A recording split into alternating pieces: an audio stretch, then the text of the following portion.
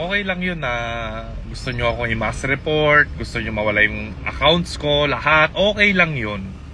Naintindihan ko po yun. Hindi po ako susuko sa advokasya ko na patalinuhin ang mga Pilipino.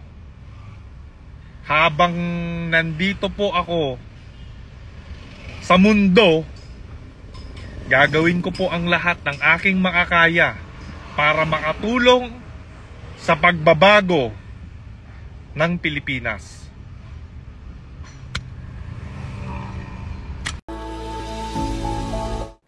Pagkatapos mabura at masibak sa TikTok ang account ni Rendon Labrador, ay ngayon naman nag-trending siya sa pagkabura at pagka-banned niya sa Facebook.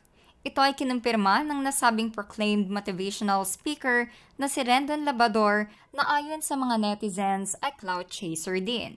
Isa-isa na ngang natatanggal ang social media ng nasabing personalidad at nangangamba si Rendon na baka pati ang YouTube at Instagram niya daw ay tuluyan na ding mabura at hindi na siya mahanap ng kanyang mga supporters sa social media. Kung matatandaan na napakaraming celebrities at politicians ang siyang nasagasaan ni Rendon ng kanyang mga salita, kaya naman dumami din ang mga taong hindi nagustuhan ang kanyang content at nag-mass reporting na nga ang mga ito laban sa kanyang mga social media accounts.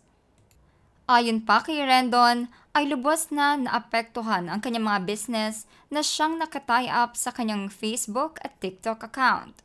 Kung dati ay kumikita siya sa mga ito at malaki daw ang naging dagok nito sa kanyang business planning sa ngayon, ito pa ang kanyang pahayag. Sa lahat ng business partners ko at malalapit na taong kakilala ko, gusto kong ipaalam na hindi na din ako nakaka-receive ng messages nyo pati sa personal Facebook account ko at FB Messenger. If you know my personal number, call or text na lang nyo ako. Maraming salamat. #StayMotivated. Sa ngayon ay meron siyang 104,000 followers sa kanyang Instagram account at kasalukuyan na dito niya pinopromote ang ilan sa mga bookings niya sa social media tulad na lamang ng interviewin siya ng kilalang actor-politician na si Isko Moreno at ang kanyang recent interview sa isang kilalang talk show at news outlet na One News sa TV5, kung saan nakasama niya si Gretchen Ho at iba pang news anchors dito. Samantala, meron naman siyang followers sa kanyang YouTube account na 211,000. Ngunit hindi siya madalas mag-upload ng kanyang mga videos dito at karamihan talaga ay sa kanyang TikTok at Facebook account siya nagfo-focus.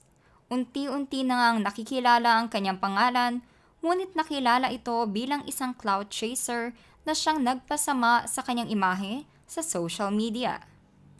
Kayo mga ka-showbiz peeps, agree ba kayo na nawala sa social media si Rendon Labrador? O gusto niyo siyang bigyan ng pagkakataon na marinig at mapanood pa din sa kanyang mga social media accounts? Just comment below.